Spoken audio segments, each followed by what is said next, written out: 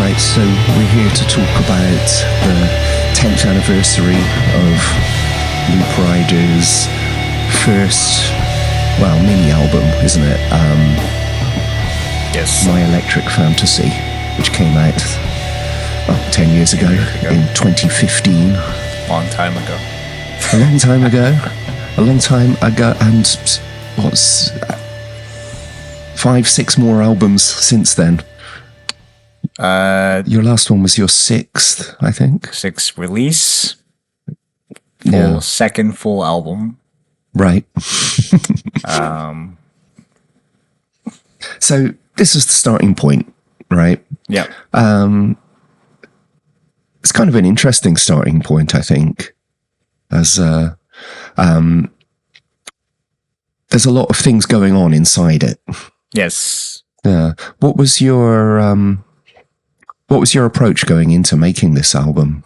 So I was in a bunch of other bands and I had other projects before this, and none of them really panned out. People left or things didn't work out. And so I was wondering if I should keep playing music and playing in bands. And then at some point before I started putting this together, I got over it. And then I started writing songs. But I decided that if I was going to do something going forward again, that I wanted to kind of fully own it and, be responsible for it. So that included me singing and writing everything. So, if people left, I could still continue. Looking back now, I think I made the right decision considering where the band is at now. So yeah, that was kind of the start of it. And then at the same time, I was like, if I'm going to do everything myself, I want it to be a reflection of my tastes and, what I look for in music, what I like in music. And then around the same time, there was this band called Umez that, of course, you and I both knew very well. And they had this very interesting thing about they would have these very pop shoegazy type songs, and then they would also do these very noisy freak out kind of things. And that really inspired me to have kind of both elements in the same project. And so this album it's not very noisy, it's very much like a rock thing, but then we have other things that came out after that kind of did the noisy stuff. So like Umez was a big influence, I think, at the time. Like what elements did you kind of bring together into this first album then? So this came out in 2015, and then I was listening to a lot of shoegaze a few years prior to that. I've always listened to shoegaze, but I think that was like one of the first or second shoegaze renaissance moments in 2012 or something. That's when the third My Bloody Valentine record came out, right? It was like 2012 or 2013 or something when MBV came out. Something around like then, I think. Yeah. And then they had also they came to Japan for Fuji Rock in 2008, and then they came again for that album in like 2012 or something. And then I think they came a few times, like not as a festival thing, but as their own, like just like a headlining tour. And so I think a lot of people were kind of revisiting shoegaze in Japan at that time. So that was kind of one of the things I really wanted to try. And then this other thing of, heavy music. So I was into, I've always been into like Smashing Pumpkins and grunge and then bands like Boris, of course, and they also do this heavy shoegaze thing. So that was a big influence. And then I think you and I were talking about Black Sabbath a lot that time. Maybe we had a lot of Black Sabbath jokes, I feel like. So yeah, I think that was also part of it. So, and then I have this like weird memory. I don't remember where I read it, but like I, I think it was some sort of guitar or music magazine from the UK or the US, and it was a review of Loveless. It might have been from like back in the day, like 1991. And it said, I think the review was like the most beautiful heavy metal album you've ever heard or something like that. So this idea of like heavy music, but being like the guitars are very heavy and saturated, but the songs are very pop and pretty. And I kind of feel like that's what I wanted to do, is have these very like heavy hard rock tones and then use those sounds to do shoegaze stuff.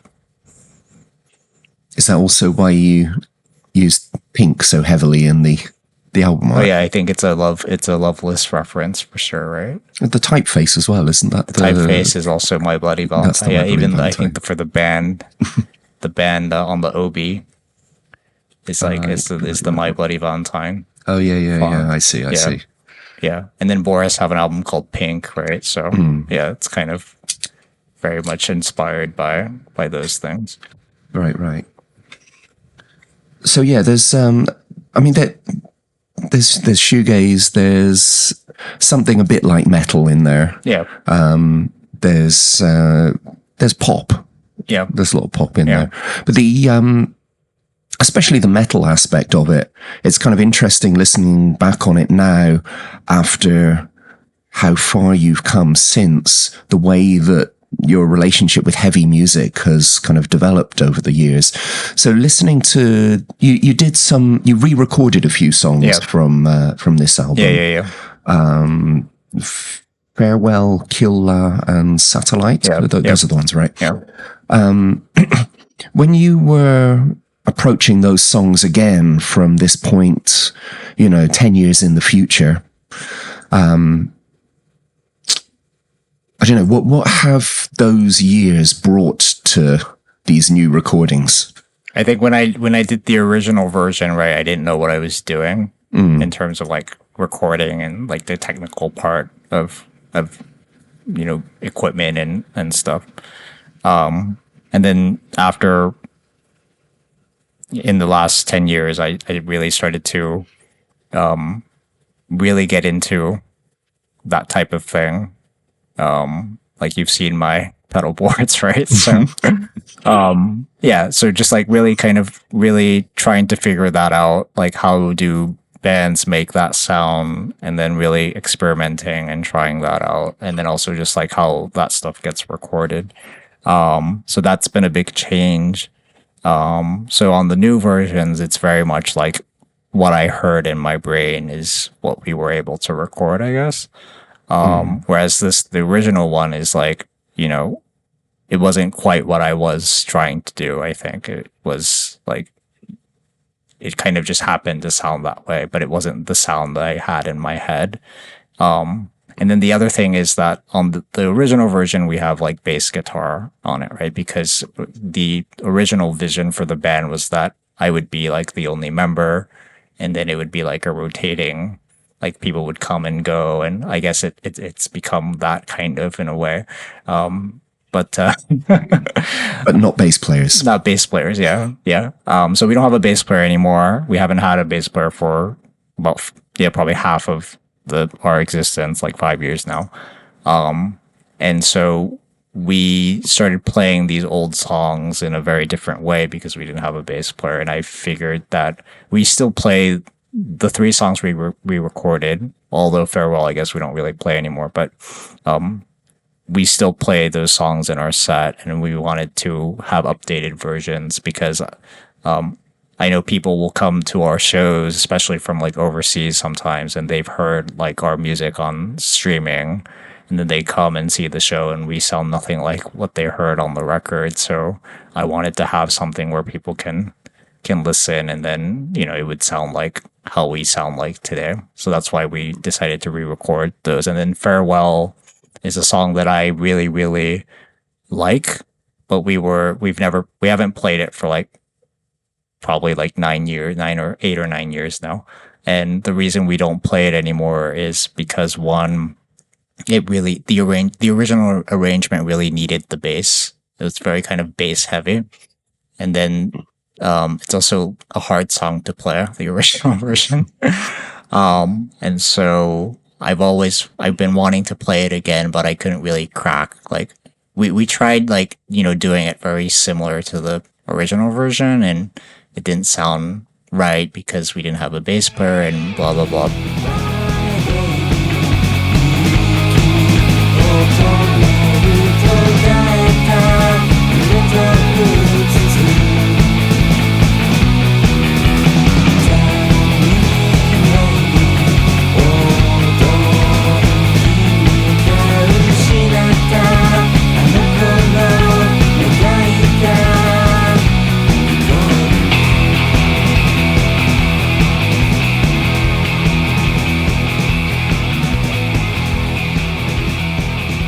So I decided to just rearrange the whole thing, and then the version that we're putting out, the re-recorded version. I think it's a good representation of, the band now, and then the song as well. Like it's still the same. Like it sounds very different, but it's the same song.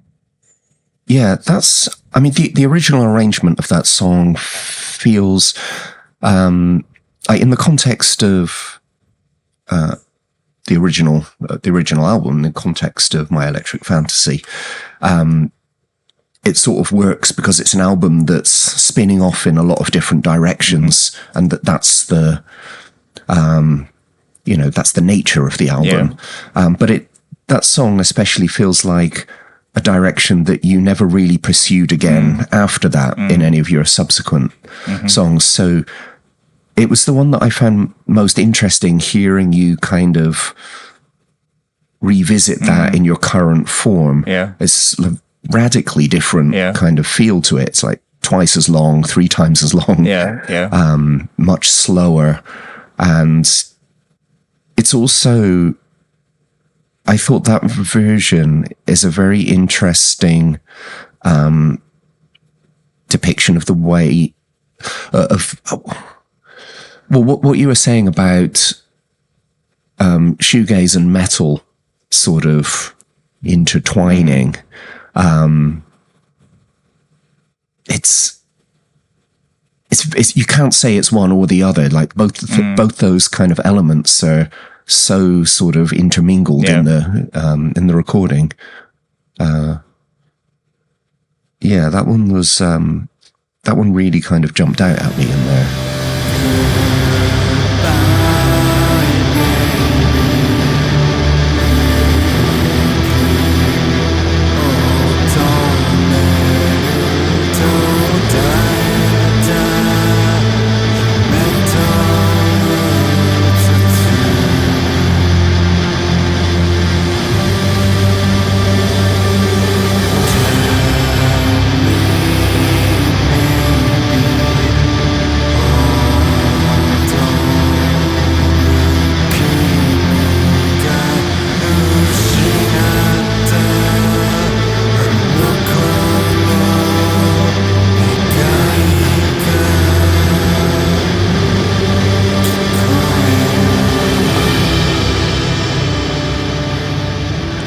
With the other ones, like, so Kill Lies, more of a straight ahead, sort of, Sabbath-y kind of riff, proto-metal track in its original version. And what did you do to that one? What did you change with that one then when you, because that, in theory, that's something that's closer to where you are now already. So what's different? So that song, it's pretty much the same, but again, like no bass player. So the original one had this very melodic bass line to it, which I think makes it feel more J-rocky, I guess.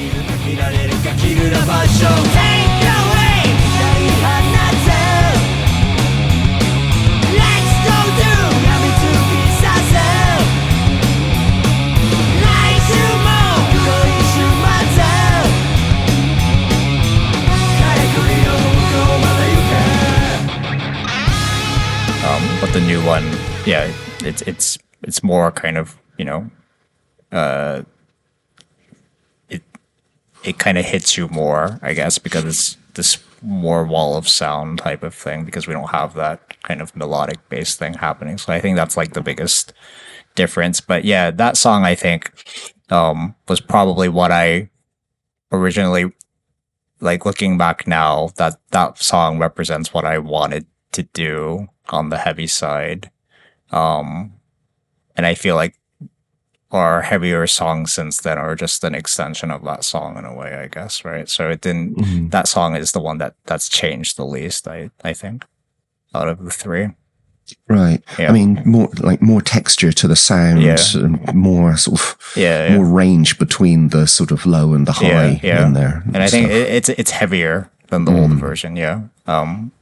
We did, like the keys a little different, and we made these kind of subtle changes, but kind of when you compare the three, that one has stayed intact the most, I think.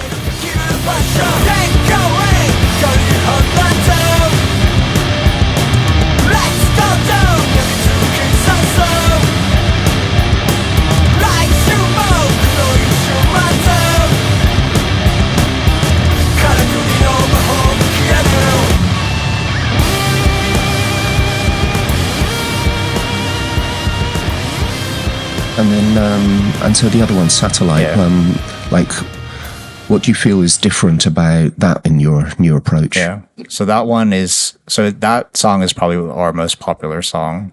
Okay. So I wanted to make sure we did it, and we still play it live.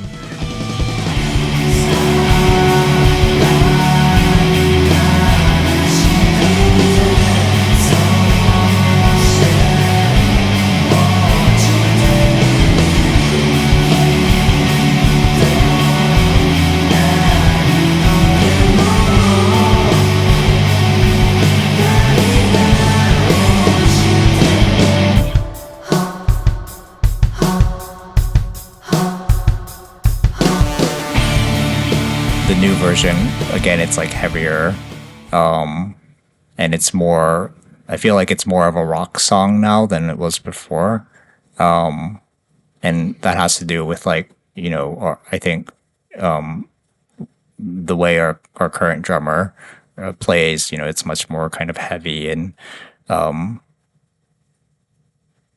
like, I think the original version's more pop. And then this one is much more kind of heavy and alternative, and that's how we play, I guess, now, and I guess that's how we are as a band. So yeah, it's become much more less of a pop song, but the melody is still, like, very pop, and it's still it's still very catchy. I'd like to think the new one is more shoegaze than the old one. But I think that has more to do with going back to what I was saying earlier, where I didn't really know what I was doing back then. But this time it was very, like, there are deliberate choices in, like, the textures, and because like, I feel like now I can really say, like, if I want this sound, I do this. Whereas before it's kind of like, this is what I imagined Kevin Shields was probably doing, but it probably wasn't what he was doing. So it kind of sounds like this, approximation, I think. Whereas the new one, it's very, from the path from ideation to execution is very clear with the new versions, I think.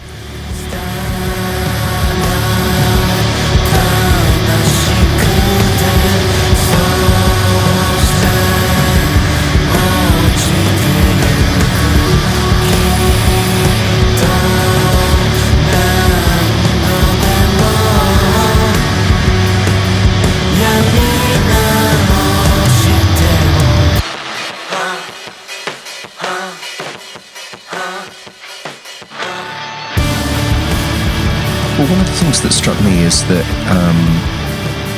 it feels like now Looprider know what Looprider sounds like. I hope so. It's been a long journey, but I think there's,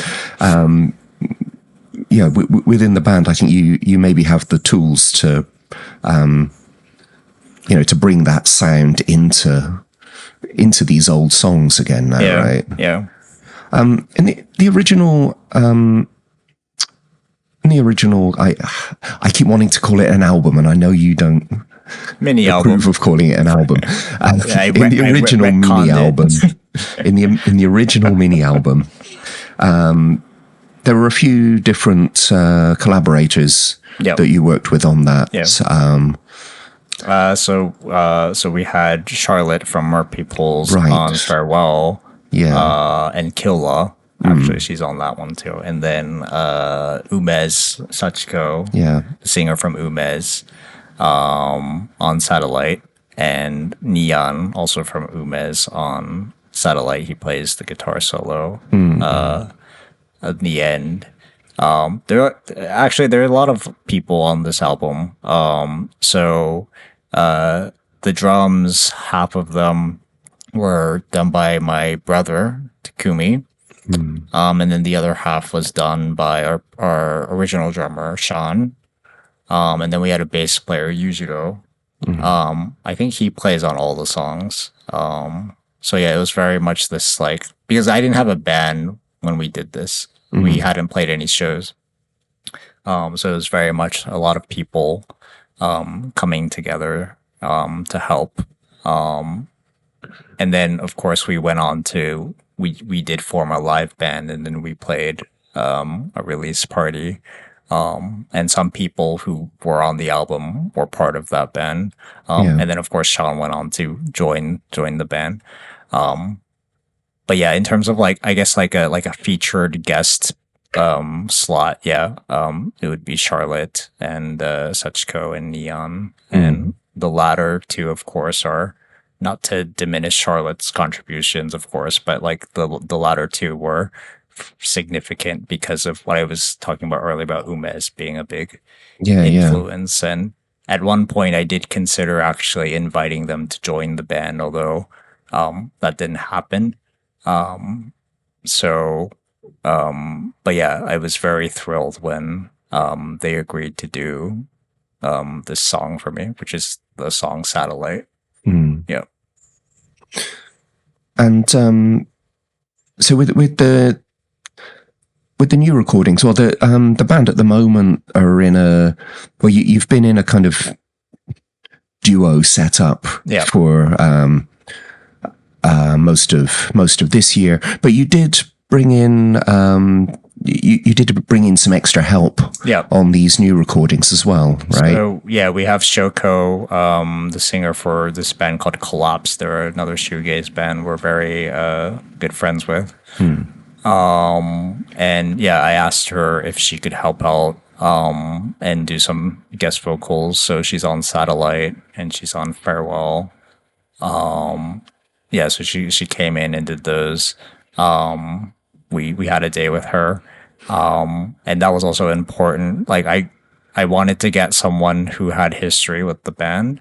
And Collapse is a band that we have, we've played together before. They've played at our events. We've played at their events. Also, I think the first contact was this compilation that our friend Matthew in Nagoya put together, like a shoegaze compilation. So we were both on that comp, and I think that's how we learned of each other's existence. And then I don't remember how we like met exactly, but yeah, and that was around like 2016 or something like that. So it was very much I think it was still very much that like shoegaze renaissance period in Japan that we were talking about earlier. So it really made sense that we do these songs with SHOKO, and I think it turned out really, really great. She already knew the songs. And yeah, so I think it was kind of a bit of a full circle kind of thing in a way. Yeah. So like the last thing I wanted to ask you was, so it's not just some of the songs that you've, remade for this kind of special anniversary release. You also sort of got back in touch with the original artist and had her kind of cover her own artwork, as it were, right? How did that come about, and what was that like? So I guess I should start with how we did the original. So the artist who did the original cover, her name is Nasutakeo. So she, she does this type of kind of anime style. I saw her artwork first. There was a Hatsune Miku event, and her drawing of Hatsune Miku was like the official drawing for that event, but it looked very different from like all the other Hatsune Miku illustrations you see. There was something about it that I thought was very interesting. And so on a whim, I found her contact, and I emailed her. And it must have been very strange for her, like, hey, I'm in a noise band, and I play in Koenji. Can you do artwork for me? But yeah, she said yes, and like I sent her the songs, and I was like, can we have? I want like a character who I wanted a very pop cover.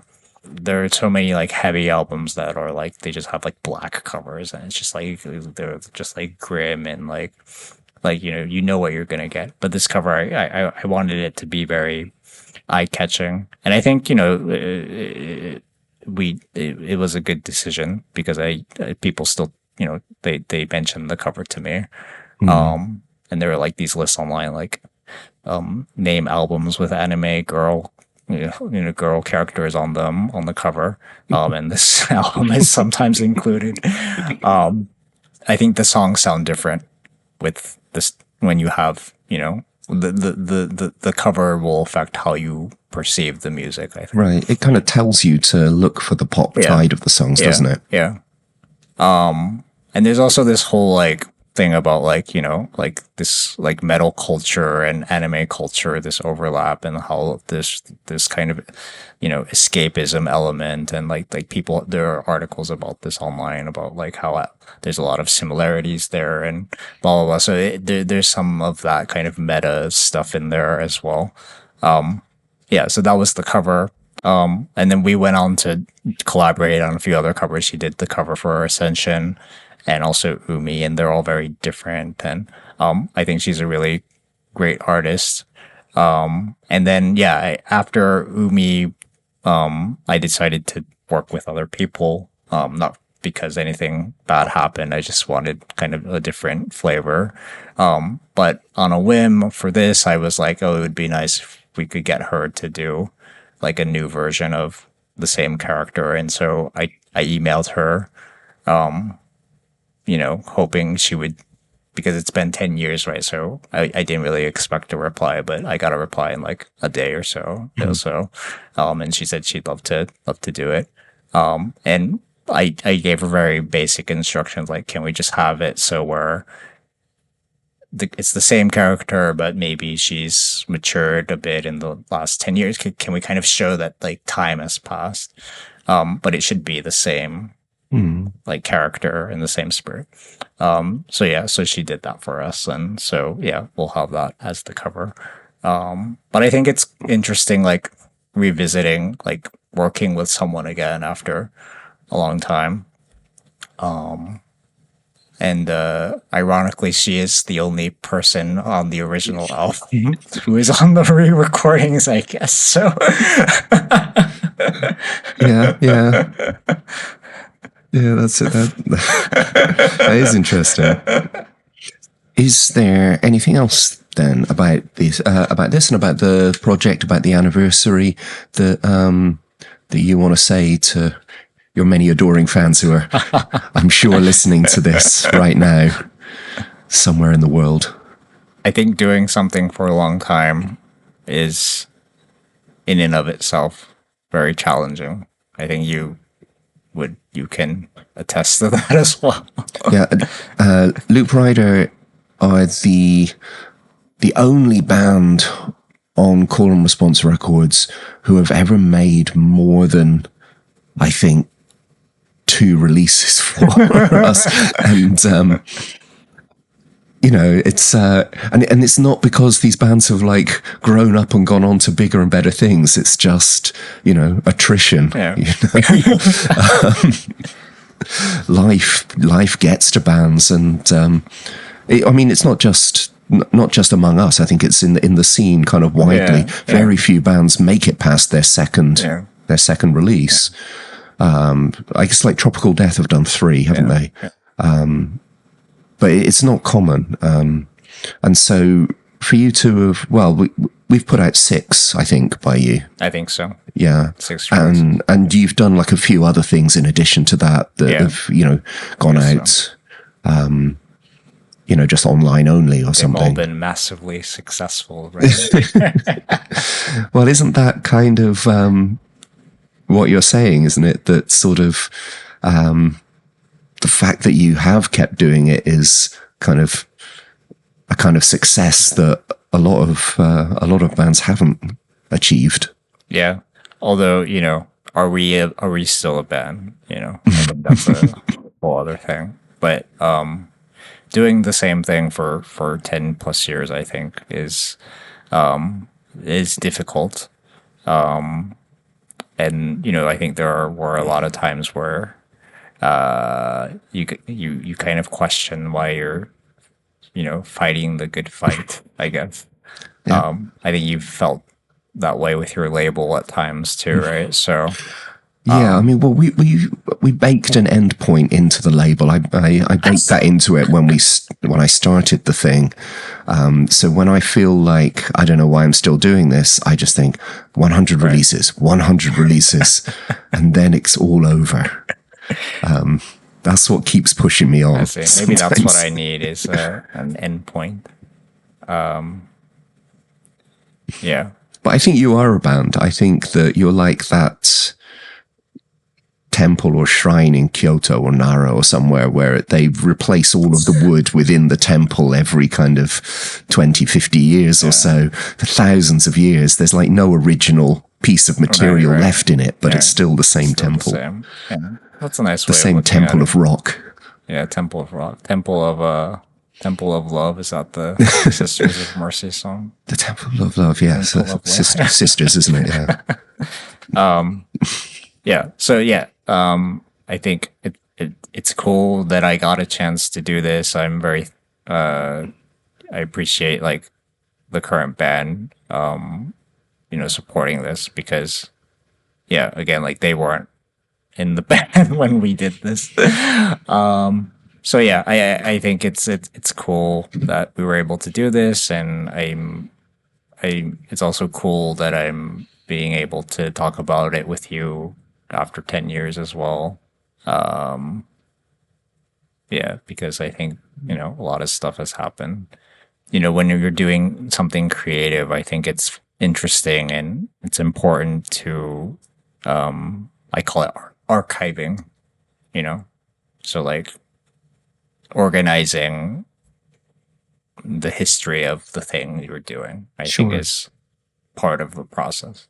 I think you've been doing that too, right? For the 20th anniversary. So I think it's important that people like bands do this, right? I feel like more bands could do this, right? Where they sort of, they reorganize their history. I think it's important. Yeah, well, I think persistence is its own kind of success. And when you reach these milestones, I think you've got to celebrate, You've done something. You did something that a lot of people don't do. Yeah. So, celebrate that. Pat yourself on the back. Yeah. Make a monument. Yeah, it's been fun coming on this journey with you over the past 10 years. And I look forward to the next 10. We'll have an album out soon.